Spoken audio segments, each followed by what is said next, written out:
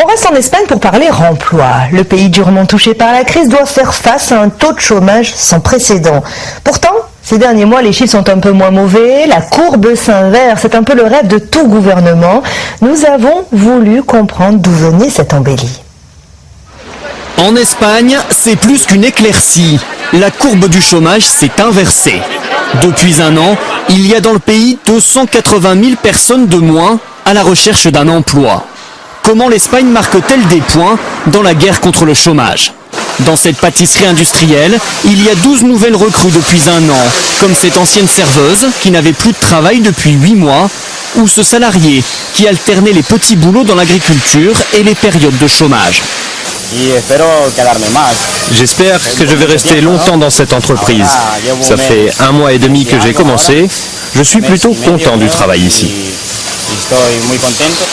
Ils ont bon espoir de rester en CDI, car pour la première fois depuis 2008, les ventes ici augmentent, plus 14% par rapport à l'an dernier.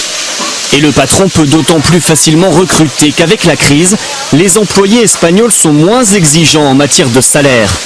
Pour les nouvelles recrues, c'est environ 1 000 € net par mois.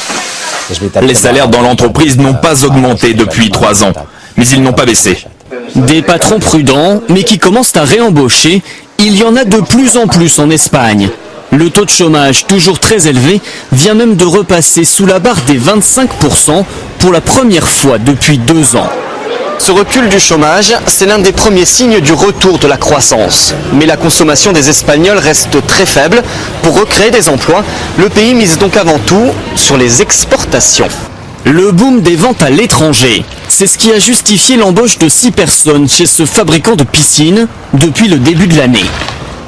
Ils partent à Toulouse. Vers Toulouse. À Toulouse, oui.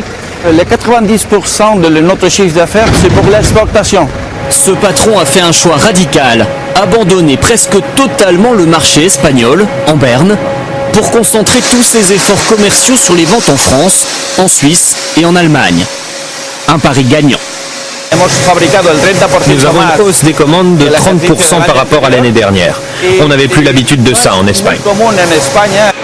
Dans cette entreprise, au moins 4 nouveaux recrutements sont déjà prévus d'ici à la fin de l'année.